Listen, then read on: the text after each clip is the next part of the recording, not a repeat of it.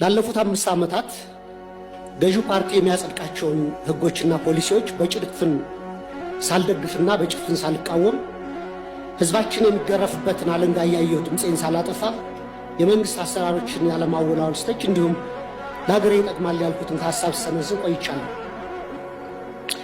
የዚህ የስልጣን ዘመን ትዕይንት መጋረጃ ከመዘጋቱ በፊት ግን የኢትዮጵያ ህዝብ ነባራዊ የኑሮ ሁኔታ የየዕለት ተግዳሮትና ጭንቀት እንዲሁም ይህንን አስቸጋሪ የኑሮ ሁኔታ የወለደውን የመንግስቱን መዋቅራዊ ድክመት የዚህ ዘመን የማይታበል የታሪክ እውነት አድርጌ በታሪክ ፊት ለመመስከር እወዳለሁ። ይህንንም ለማድረግ ማጠቃለያ አስተያየቴና ጥያቄ እንደሚከተለው አቀርባለሁ። 1. የ5 ዓመቱ የኢትዮጵያውያን ተግዳሮቶች። ክቡር ጠቅላይ ሚኒስትር ላለፉት 5 ዓመታት የኢትዮጵያ ህዝብ የከፈለው ዋጋ እጅግ የበዛና ከባድ ነው። እርስዎ ስልጣን ላይ ሲቀመጡ የገቡት የሰላምና የብልጽግና ቃል ኪዳን ነበር። በተግባር ግን ያየነው ተገላቢጦሹን ነው። የሰሜን ኢትዮጵያ ጦርነት ያስከተለው አስከፊ ሰብአዊ ውድመትና ጠባሳ ሳይሽር ዛሬም በአማራ፣ በኦሮሚያ፣ በጋምቤላ፣ በቤንሻንጉል ጉሙዝና በሌሎችም አካባቢዎች የሚታዩት ቀጣይነት ያላቸው ግጭቶችና ጦርነቶች፣ ብሔርና ሃይማኖት ተኮር ጥቃቶች፣ እገታዎችና አለመረጋጋቶች የዜጎችን የመኖር መብት ነፍገዋል። በቅርቡም ከትግራይና ከኤርትራ ኃይሎች ጋር የሌላ ጦርነት ስጋት አሳሳቢ ደረጃ ላይ ደርሷል። በፖለቲካው መስክም የፖለቲካ ምህዳሩ መጥበብ፣ የሀገራዊ ተቃርኖዎች መስፋት ወይም ፖለቲካል ፖላራይዜሽን፣ የነጻ ሲቪል ማህበራት መቆስመን፣ በጋዜጠኞችና በሚዲያዎች ላይ እገዳዎችና እክሎች ዜጎች አማራጭ ድምፅ እንዳሰሙ አፍነዋቸዋል። በርካታ የፖለቲካ እስረኞችም ህገ መንግስታዊ የፍትህ ዋስትና ተነፍጎ ይገኛሉ።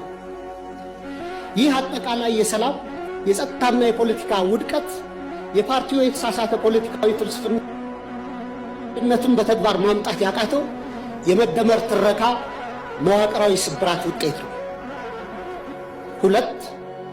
ስልታዊና መዋቅራዊ ስህተቶች። መንግስት የችግሮቹን ስራ መሰረት ትቶ ምልክቶችን ብቻ የመቀጥቀጥና በቁጥር ጨዋታ ህዝብን የማደናገር አካሄድ እየተከተለ ነው።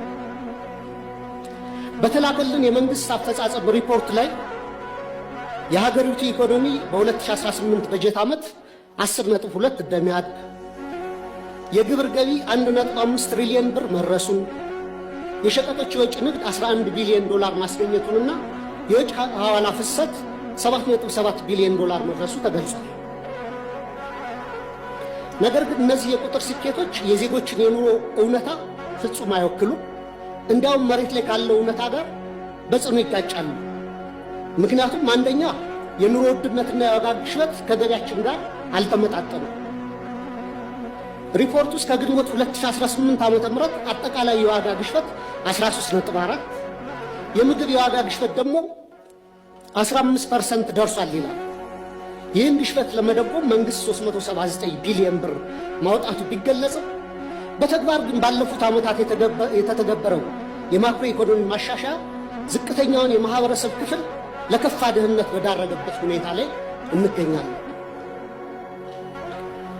ማሻሻያውን ተከትሎ የመጣው ሰማይ የነካ የዋጋ ግሽበት በሚሊዮኖች የሚቆጠሩ ዜጎችን የመግዛት አቅም ሙሉ በሙሉ አሳጥቷል። ይህንንም ተከትሎ ቋሚ ደሞዝ የሚከፈላቸው የመንግስትና የግል ድርጅቶች ሰራተኞች፣ ዝቅተኛ ገቢ ያላቸው የከተማ ነዋሪዎች፣ አነስተኛ ነጋዴዎች፣ አነስተኛ ይዞታ ያላቸው አርሶ አደሮችና አርብቶ አደሮች ወገኖቻችን በስውር ረሃብ ውስጥ ወድቀዋል። የቤት ኪራይ ከአብዛኛው ዜጎቻችን ወርሃዊ ገቢ በላይ ሆኗል። በአሁኑ ወቅት በሀገራችን መካከለኛ የሚባል የህብረተሰብ መደብ ጠፍቶ ጥቂት እጅግ የበለጸጉና አብዛኛው በድህነት የሚማቀቅ 2 መደቦች ሆነዋል። ሌላው የተደበቀ የሀገር ውስጥ ዕዳ መኖሩ በሪፖርቱ መረጃ መንግስት በበጀት ዓመቱ 1.13 ትሪሊዮን ብር ብድር መልቀቁንና 91% የሚሆነውም ለግሉ ዘርፍ የተሰጠ ነው ይላል። ክቡራን የብሔራዊ ባንክ ገዥና የፋይናንስ ሚኒስትርን በተደጋጋሚ ላለፉት ዓመታት መንግስት አንድም ሳንቲም የንግድ ብድር ኮመርሻል ሎን አልተበደረም እያሉ ይናገራሉ። ይህ የውጭ ንግድ ብድርን ብቻ ነጥሎ በማየት እውነታውን የማደብዘዝ አካሄድ ነው። መንግስቶ በግምጃ ቤት ሰነድ እና በሀገር ውስጥ የዕዳ ዋስትናዎች አማካኝነት ከሀገር ውስጥ ባንኮችና ተቋማት በቢሊዮኖች የሚቆጠር ብር እየተበደረ መሆኑንና ይህም የሀገር ውስጥ የዕዳ ሸክምን በከፍተኛ ደረጃ እንዳናረው እና የግሉን ዘርፍ ብድር እንዳጣበበው ለምን ተደበቀ? በየጊዜው በዚህ ፓርላማ የምናጸድቃቸው በቢሊዮኖች ዶላሮች የሚቆጠሩ የእርዳታ ብድሮች ኮንሴሽናል ሎንስ ለምን በሪፖርቱ አይካተቱ? የዕዳው ምንጭና አይነት መለወጡ ዕዳው መኖሩን ያስቀራሉ? ሪፖርቱ አሁንም ድረስ ከግል ዩሮ ቦንድ ባለቤቶች ጋር ያለው ድርድር ስላልተቋጨ ሀገሪቱ በከፍተኛ የዕዳ ቀውስ ውስጥ ያለች ወይም ዴት ዲስትረስ መሆኗን ይሸሽጋል። በእርግጥ ይህን ጥያቄ ካስገባሁት በኋላ አዲስ ዴቨሎፕመንት እንዳለ በሚዲያዎች ተገልጿል። ላለፉት 5 ዓመታት ገዢው ፓርቲ የሚያጸድቃቸውን ህጎችና ፖሊሲዎች በጭፍን ሳልደግፍና በጭፍን ሳልቃወም ህዝባችን የሚገረፍበትን አለንጋ እያየሁ ድምፄን ሳላጠፋ የመንግስት አሰራሮችን ያለማወላወል ስተች እንዲሁም ለሀገሬ ይጠቅማል ያልኩትን ሀሳብ ሰነዝር ቆይቻለሁ። የዚህ የስልጣን ዘመን ትዕይንት መጋረጃ ከመዘጋቱ በፊት ግን የኢትዮጵያ ህዝብ ነባራዊ የኑሮ ሁኔታ፣ የየዕለት ተግዳሮትና ጭንቀት እንዲሁም ይህንን አስቸጋሪ የኑሮ ሁኔታ የወለደውን የመንግስትን መዋቅራዊ ድክመት የዚህ ዘመን የማይታበል የታሪክ እውነት አድርጌ በታሪክ ፊት ለመመስከር እወዳለሁ። ይህንንም ለማድረግ ማጠቃለያ አስተያየቴና ጥያቄ እንደሚከተለው አቀርባለሁ። 1. የ5 ዓመቱ የኢትዮጵያውያን ተግዳሮቶች። ክቡር ጠቅላይ ሚኒስትር፣ ላለፉት 5 ዓመታት የኢትዮጵያ ህዝብ የከፈለው ዋጋ እጅግ የበዛና ከባድ ነው። እርስዎ ስልጣን ላይ ሲቀመጡ የገቡት የሰላምና የብልጽግና ቃል ኪዳን ነበር። በተግባር ግን ያየነው ተገላቢጦሹን ነው። የሰሜን ኢትዮጵያ ጦርነት ያስከተለው አስከፊ ሰብአዊ ውድመትና ጠባሳ ሳይሽር ዛሬም በአማራ፣ በኦሮሚያ፣ በጋምቤላ፣ በቤንሻንጉል ጉሙዝና በሌሎችም አካባቢዎች የሚታዩት ቀጣይነት ያላቸው ግጭቶችና ጦርነቶች፣ ብሔርና ሃይማኖት ተኮር ጥቃቶች፣ እገታዎችና አለመረጋጋቶች የዜጎችን የመኖር መብት ነፍገዋል። በቅርቡም ከትግራይና ከኤርትራ ኃይሎች ጋር የሌላ ጦርነት ስጋት አሳሳቢ ደረጃ ላይ ደርሷል።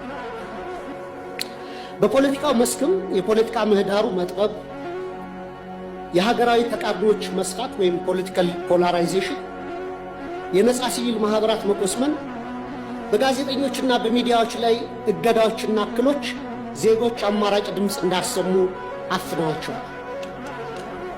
በርካታ የፖለቲካ እስረኞችም ህገ መንግስታዊ የፍትህ ዋስትና ተነፍጎ ይገኛሉ። ይህ አጠቃላይ የሰላም የጸጥታና የፖለቲካ ውድቀት የፓርቲው የተሳሳተ ፖለቲካዊ ፍልስፍናነትን በተግባር ማምጣት ያቃተው የመደመር ትረካ መዋቅራዊ ስብራት ውጤት ነው። 2. ስልታዊና መዋቅራዊ ስህተቶች። መንግስት የችግሮቹን ስራ መሰረት ትቶ ምልክቶችን ብቻ የመቀጥቀጥና በቁጥር ጨዋታ ህዝብን የማደናገር አካሄድ እየተከተለ ነው። በተላከልን የመንግስት አፈጻጸም ሪፖርት ላይ የሀገሪቱ ኢኮኖሚ በ2018 በጀት ዓመት 10.2 እንደሚያድግ፣ የግብር ገቢ 1.5 ትሪሊዮን ብር መድረሱን፣ የሸቀጦች የውጭ ንግድ 11 ቢሊዮን ዶላር ማስገኘቱንና የውጭ ሐዋላ ፍሰት 7.7 ቢሊዮን ዶላር መድረሱ ተገልጿል። ነገር ግን እነዚህ የቁጥር ስኬቶች የዜጎችን የኑሮ እውነታ ፍጹም አይወክሉም። እንዲያውም መሬት ላይ ካለው እውነታ ጋር በጽኑ ይጋጫሉ። ምክንያቱም አንደኛ የኑሮ ውድነትና የዋጋ ግሽበት ከገቢያችን ጋር አልተመጣጠኑም። ሪፖርቱ እስከ ግንቦት 2018 ዓ.ም አጠቃላይ የዋጋ ግሽበት 13.4፣ የምግብ የዋጋ ግሽበት ደግሞ 15% ደርሷል ይላል። ይህን ግሽበት ለመደጎም መንግስት 379 ቢሊዮን ብር ማውጣቱ ቢገለጽም በተግባር ግን ባለፉት ዓመታት የተተገበረው የማክሮ ኢኮኖሚ ማሻሻያ ዝቅተኛውን የማህበረሰብ ክፍል ለከፋ ድህነት በዳረገበት ሁኔታ ላይ እንገኛለን።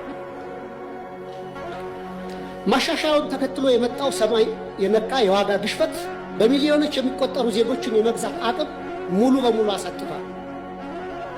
ይህንንም ተከትሎ ቋሚ ደሞዝ የሚከፈላቸው የመንግስትና የግል ድርጅቶች ሰራተኞች፣ ዝቅተኛ ገቢ ያላቸው የከተማ ነዋሪዎች፣ አነስተኛ ነጋዴዎች፣ አነስተኛ ይዞታ ያላቸው አርሶ አደሮችና አርብቶ አደሮች ወገኖቻችን በስውር ረሃብ ውስጥ ወድቀዋል። የቤት ኪራይ ከአብዛኛው ዜጎቻችን ወርሃዊ ገቢ በላይ ሆኗል። በአሁኑ ወቅት በሀገራችን መካከለኛ የሚባል የህብረተሰብ መደብ ጠፍቶ ጥቂት እጅግ የበለጸጉና አብዛኛው በድህነት የሚማቀቅ ሁለት መደቦች ሆነዋል።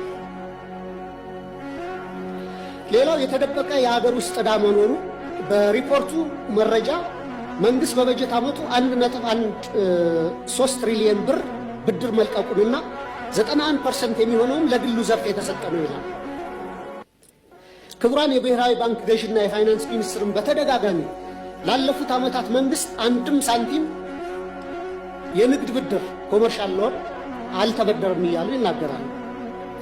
ይህ የውጭ ንግድ ብድርን ብቻ ነጥሎ በማየት እውነታውን የማደብዘዝ አካሄድ ነው። መንግስቶ በግምጃ ቤት ሰነድ እና በሀገር ውስጥ የዕዳ ዋስትናዎች አማካኝነት ከሀገር ውስጥ ባንኮችና ተቋማት በቢሊዮኖች የሚቆጠር ብር እየተበደረ መሆኑንና ይህም የሀገር ውስጥ የዕዳ ሸክምን በከፍተኛ ደረጃ እንዳናረው እና የግሉን ዘርፍ ብድር እንዳጣበበው ለምን ተደበቀ? በየጊዜው በዚህ ፓርላማ የምናጸድቃቸው በቢሊዮኖች ዶላሮች የሚቆጠሩ የእርዳታ ብድሮች ኮንሴሽናል ሎንስ ለምን በሪፖርቱ አይካተቱ? የዕዳው ምንጭና አይነት መለወጡ ዕዳው መኖሩን ያስቀራሉ። ሪፖርቱ አሁንም ድረስ ከግል ዩሮ ቦንድ ባለቤቶች ጋር ያለው ድርድር ስላልተቋጨ ሀገሪቱ በከፍተኛ የዕዳ ቀውስ ውስጥ ያለች ወይም ዴት ዲስትረስ መሆኗን ይሸሽጋል። በእርግጥ ይህን ጥያቄ ካስገባሁት በኋላ አዲስ ዴቨሎፕመንት እንዳለ በሚዲያዎች ተገልጿል።